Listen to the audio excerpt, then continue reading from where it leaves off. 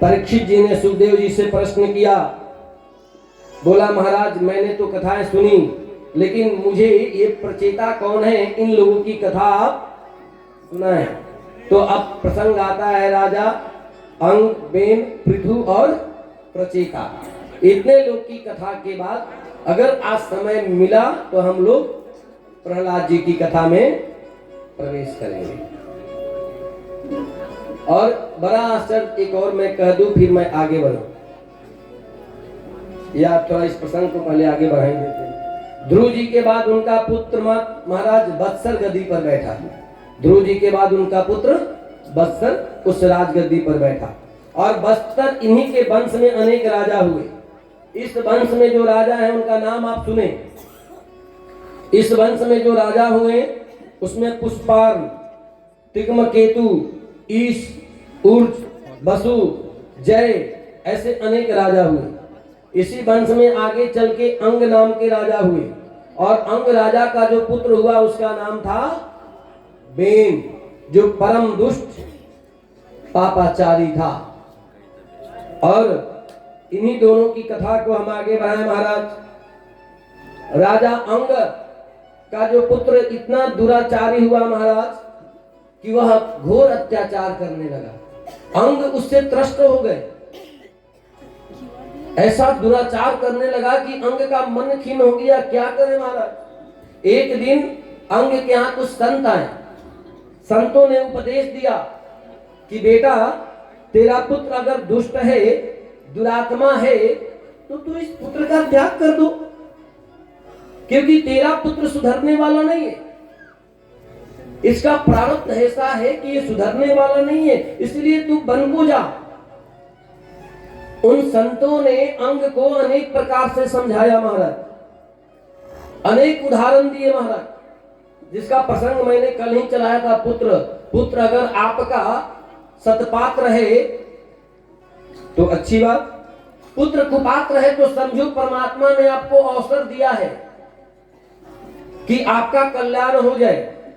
पुत्र कुपुत्र है तो यदि समझिए परमात्मा की कृपा है, ताकि आपका मन पुत्र से भटकेगा और आप परमात्मा की ओर लगेंगे।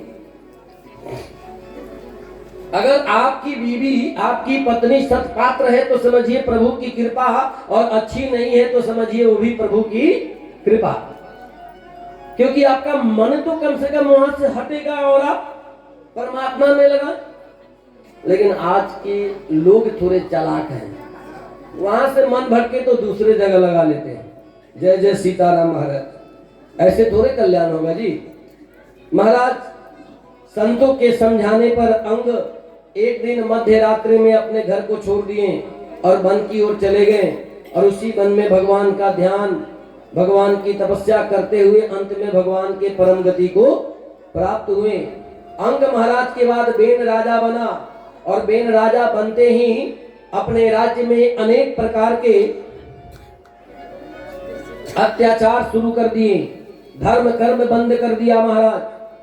बेन का अत्याचार ऐसा बढ़ गया कि महाराज सारी प्रजा त्राहिमाम हो गई।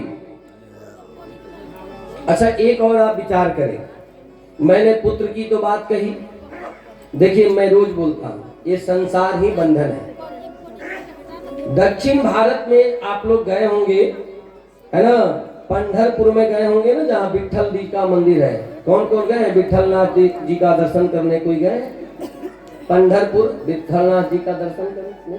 वहां भगवान जो है ना, वह कमर पे हाथ रख के खड़े हैं, मानो किसी की प्रतीक्षा, और भगवान प्रतीक्षा में ही है। एक मातृ पितृ भक्त था, भगवान उसको दर्शन देने आए और वो घर में पिताजी की सेवा कर रहा था। बोला कौन है? मैं भगवान नारायण। बोला जो भी हो खड़े रहो, इंतजार करो, ही मैया जी की पूजा हो रही है पिताजी की, तब आऊंगा। और भगवान इंतजार में खड़े हो गए। उसी विट्ठल दास जी, विट्ठल महाराज जी के दर्शन के लिए दक्षिण भारत के 3 संत, एक महाराष्ट्र से तुकाराम जी, नाम सुने आप सब तुकाराम जी का, और दूसरे महाराज है ना दक्षिण भारत से एकनाथ जी, और तीसरे गुजरात से नरसिंह मेहता। ये तीनों संत भी दर्शन करने गए थे। बड़े गौर से समझिए, ये तीनों दर्शन करने गए थे और तीनों लाइन से लगे हैं। आगे एकनाथ जी, पीछे तुकाराम, उनसे पीछे नरसिंह मेहता। और तीनों की परिस्थिति बिल्कुल अलग अलग है। एकनाथ जी महाराज भगवान विठल जी का दर्शन करके प्रणाम करके बोलते हैं, भगवान तूने जो दिया बड़ा अच्छा। क्योंकि एकनाथ जी की पत्नी इतनी स्वामी भक्त है, एकदम अनुकूल पत्नी है। ऐसी अनुकूलता महाराज की एक बार एकनाथ जी भोजन कर रहे थे, उनके साथ भोजन करने तुकाराम जी बैठे और भोजन थोड़ा, वास्तव में भोजन जो है ना वो ठंडा हो गया था, लेकिन तुकाराम जी ने मजाक किया और बोला भोजन से हाथ जल गए। कभी कमेंट करते हैं ना, बोला ठंडा में बोलते अरे बाप रे बाप इतना गर्म हो जल गया। और जो ही ये सुनना था तो एकनाथ जी की पत्नी पंखा लेकर आई और उस ठंडे खाना में पंखा झेली और खाना से वाष्प आने लगा महाराज। ऐसी अनुकूल पत्नी। तो वह भगवान से कहते हैं कि प्रभु आपकी बड़ी कृपा है कि मुझे ऐसी पत्नी मिली, इस कारण से मैं आपकी भक्ति बड़े प्रेम से कर पाता हूं। मेरे जीवन में कोई समस्या है ही नहीं। और महाराज उसके पीछे हैं दूसरे संत। कौन है? तुकाराम जी।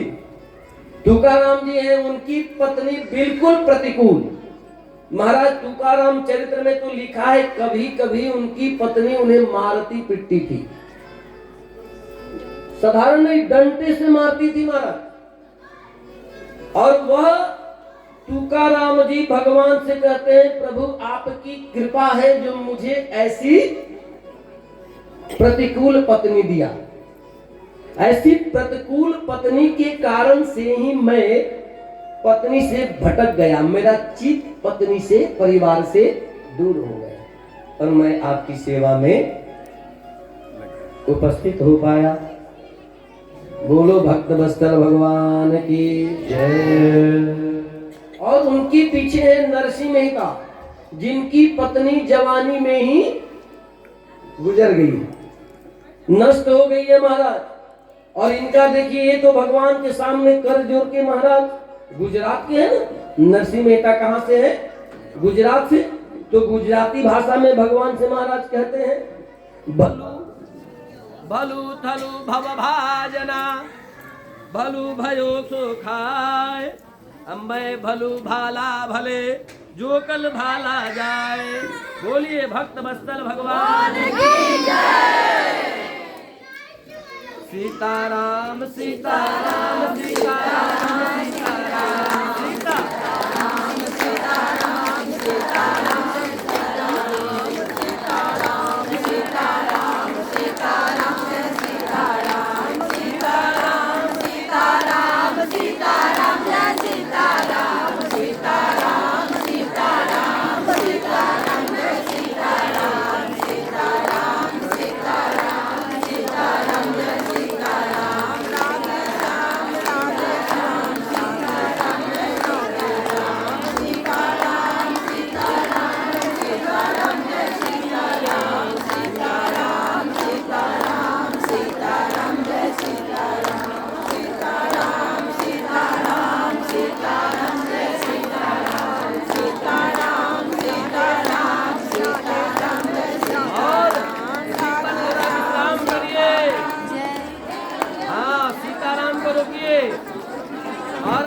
को मेरी आवाज सुनाई दे रही है तो हम लोग कथा आगे बढ़ाएं। आप लोग शांति से श्रवण करिए।